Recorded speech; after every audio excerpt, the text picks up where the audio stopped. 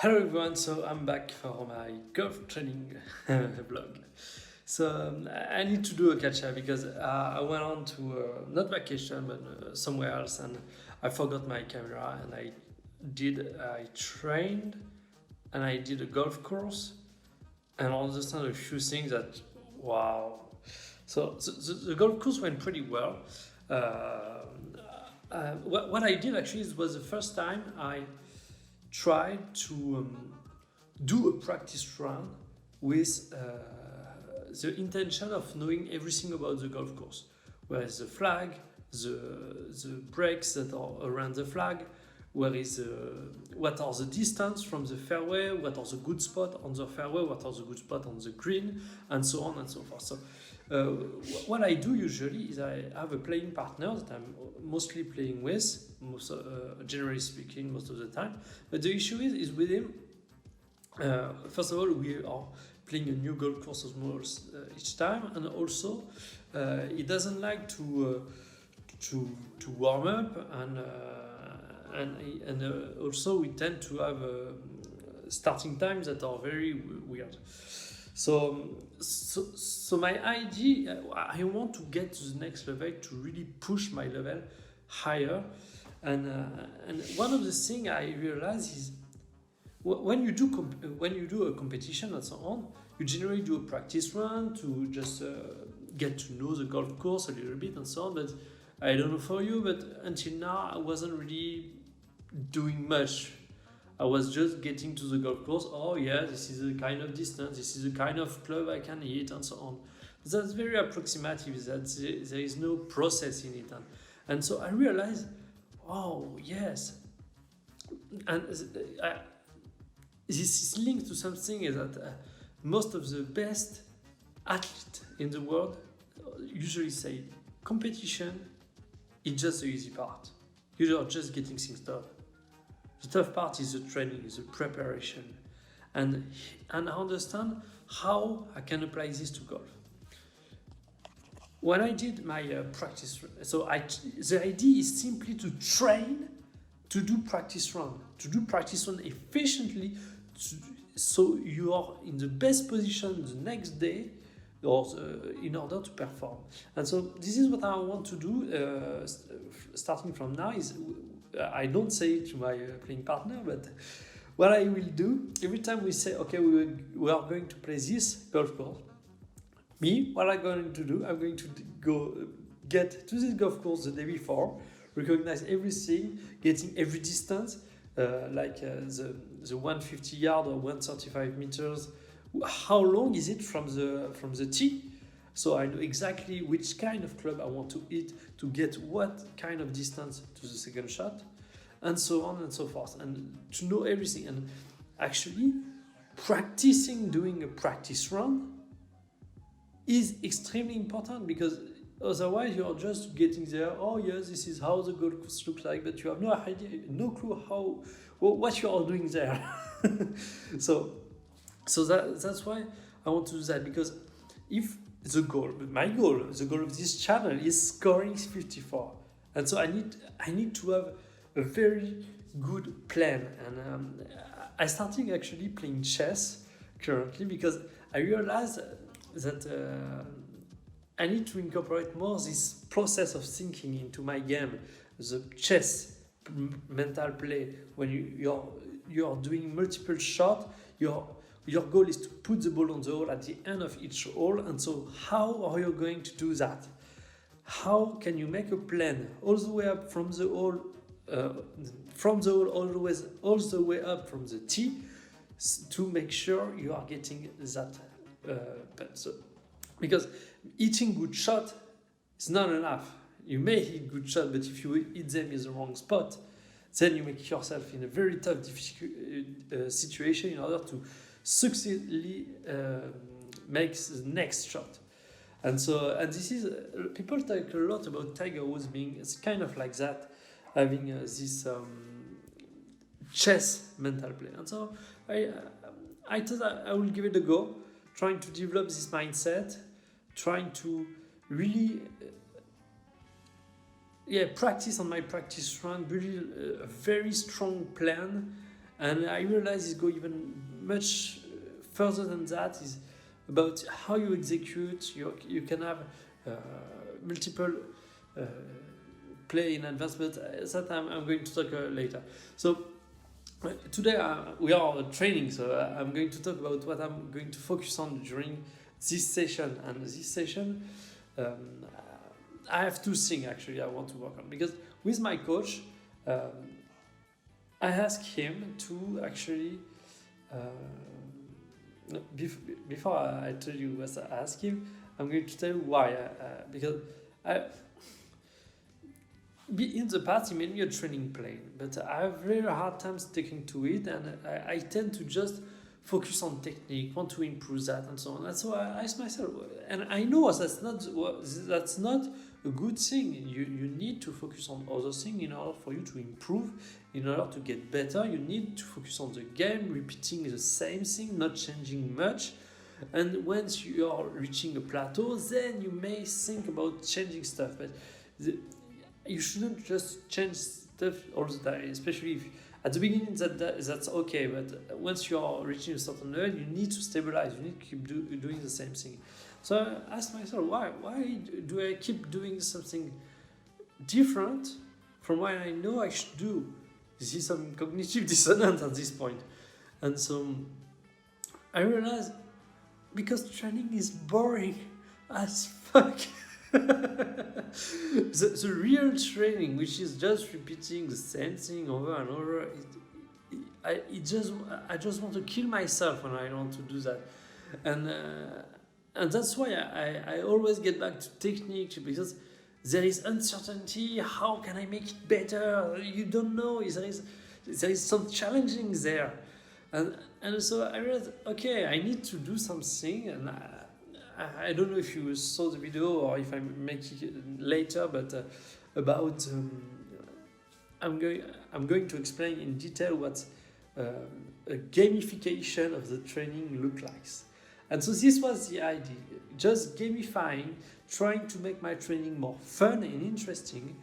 I had a few ideas, and one of the few ideas was, okay, with my playing partner, this is performance.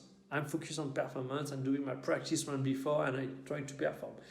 If I want to go on the golf course just to train, okay, I need to make it interesting, doing some fun stuff, different stuff. This is not scoring. I'm training, and so if I want to train, I need to do some formula and so on.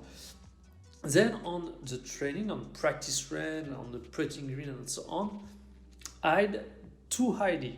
One was to actually code training generator. So when I want to go training, I just run this generator. It gives me the training I need to do for today. I don't anticipate it. I have no idea what I'm going to do, and I'm just doing it. And maybe even with some program target, like I record my PV, and then the goal for each session is just to beat my PB. You know, having goals that compel you. Oh yeah, I have this training, I want to beat it, and so on. And this leads me actually to the last piece, which is challenges. I'll show you just right there the difference between boredom and anxiety, and where you're in flow, which depend on your level of skill and the difficulty of what you are trying to achieve. And having goals that are kind of smart, where they are not too difficult, but they are not too easy either, keep you in a flow state of mind, which compel you, which make it very interesting to keep going. This is our game of build, and so that's the idea of challenges. And the first with the generator, okay, I have my PB, I need to beat it, and okay, that's just pushing me a little bit outside of comfort zone each time. That's good. But the last was very, so I needed my coach to do that for the last one, because the idea I have, okay, let's make it a game. I want to achieve some kind of level, getting as best as I can. So there is multiple level, like a game. 1, 2, 3, 4, 5, 6, and so on. and each level can be divided in multiple checkpoints, and so on. And I realized, okay, that may be interesting. And also, and this is where I realized, okay, I cannot do it myself because I can do it. That's easy. I know, okay, this is the game, this is the level, and checkpoints, easy. I just do it. But I realized that a very, very important part of games are actually the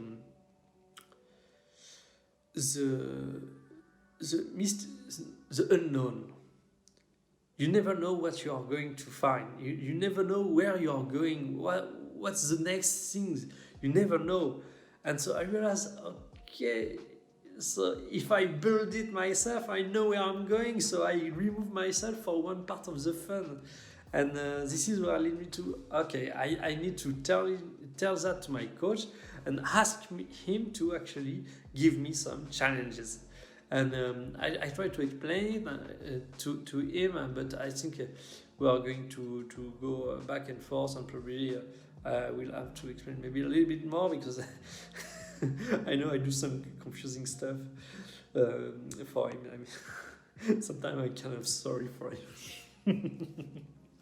Anyway, and so he gave me. So we started the last time. So I saw him. He gave me two challenges. One with on the practice run and one on the putting green.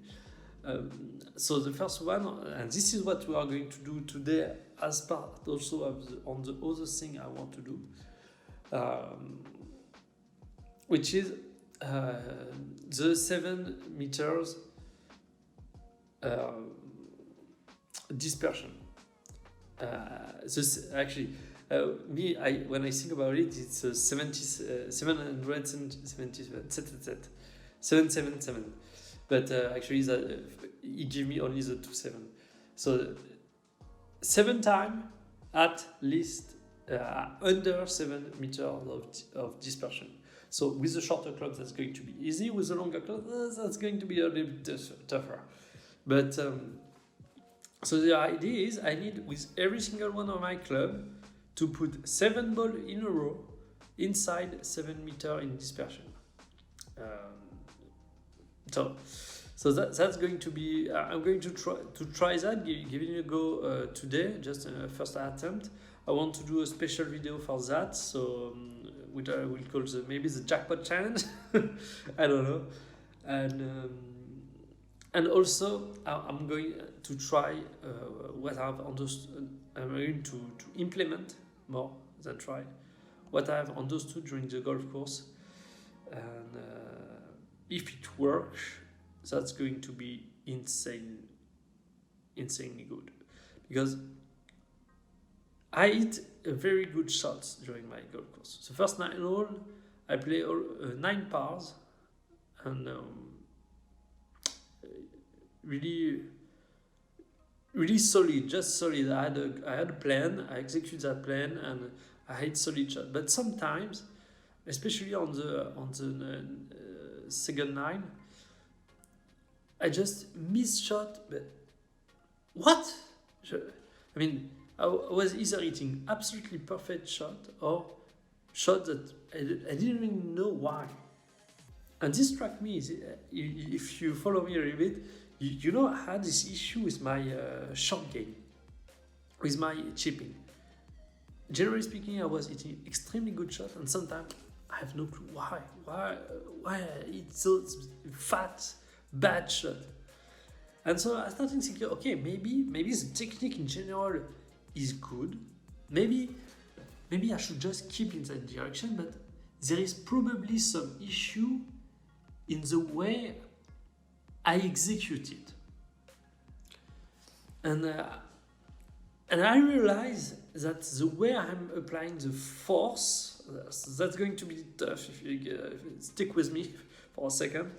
But from the top, I need to apply force in the direction of where the club is going. Actually, on the opposite direction on where the club is going. Basically, when the club is at the top,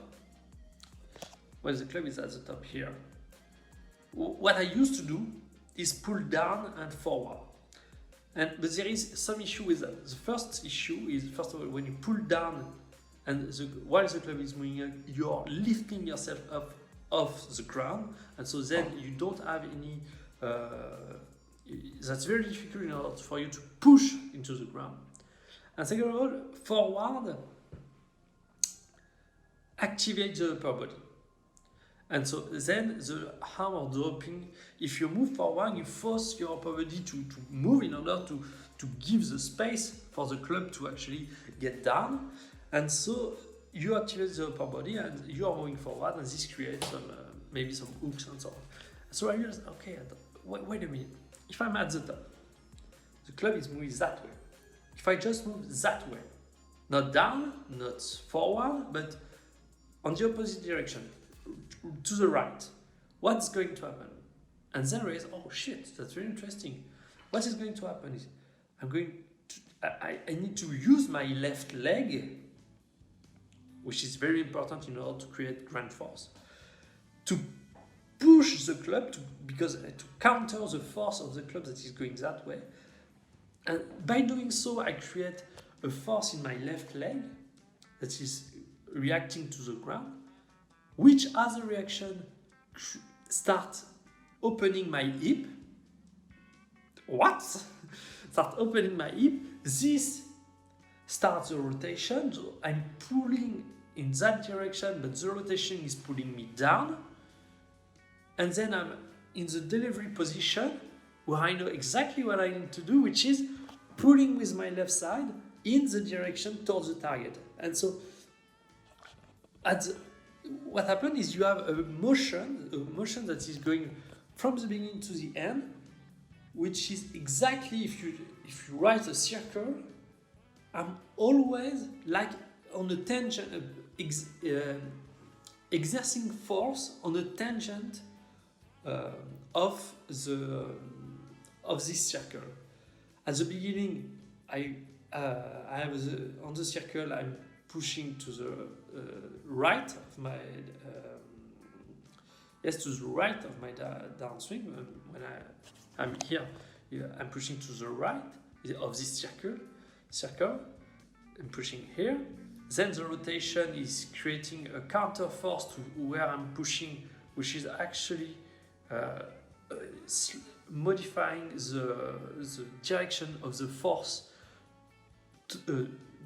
down, and the stronger the hips are the more the hips are getting involved, the more down this force is going to be. And because you're rotating, then you cannot push to the right, then you have to push a little bit down. And so,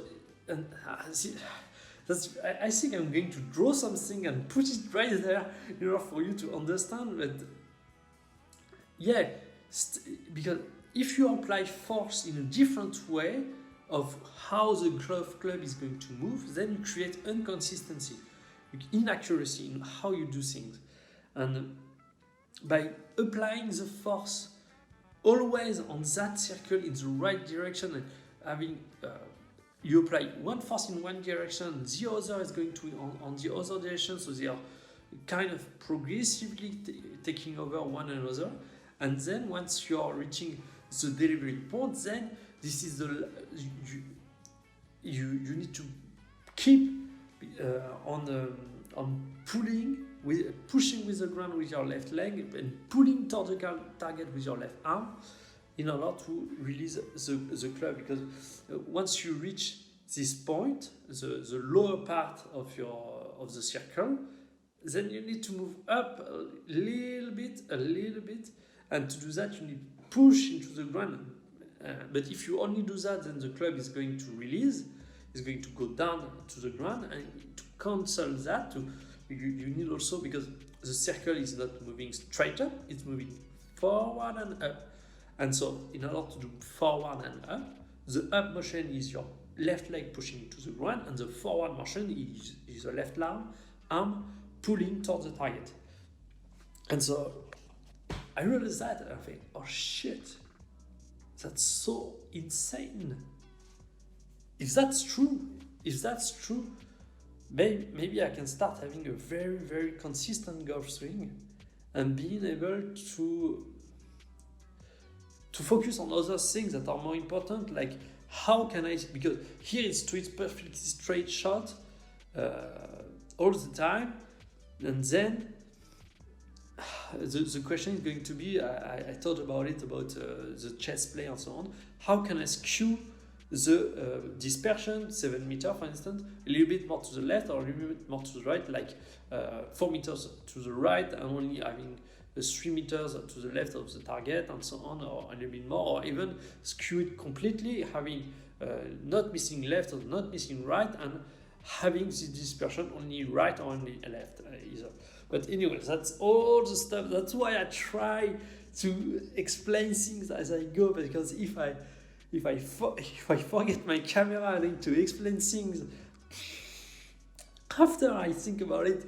I'm making a 20-minute video. I'm not even starting to train. So I think this video is going to, actually I'm going to do it to keep it just as it is. This like training update. I don't know because it's way too long. And yeah, I'm going to So this is the update before I'm going to go on the challenges, the training, and so on. So thanks for watching, and I see you next time.